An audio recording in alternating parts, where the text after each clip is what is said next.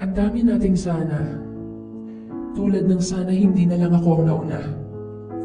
Naunang magpakilala. Sana hindi na lang ako nahulog sa'yo. Sana hindi na lang ako ng gulo.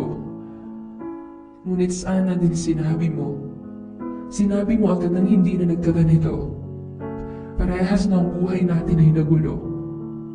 Sana sa susunod na mauulit pa ang ganito. Sana iwasan mong kumausap ng ibang tao. Bagkus ayusin kung ano man ang magulo. Iwasan mong magkaroon ng isang tagabuo. Iwasan mong mga bagay na sa'yo'y magpapagulo. Magpapagulo sa iyong isip at puso. Sana maging aral sa atin to. At sana kung magkatagpo ulit tayo, sana magaling ng iyong puso. Sana ang isip mo ay hindi na magulo. At sana pwede pang maging tayo. Sana ipagpatuloy pa natin ang ating kwento hanggang sa susunod na kabanata. Hanggang sa susunod na pagkikita.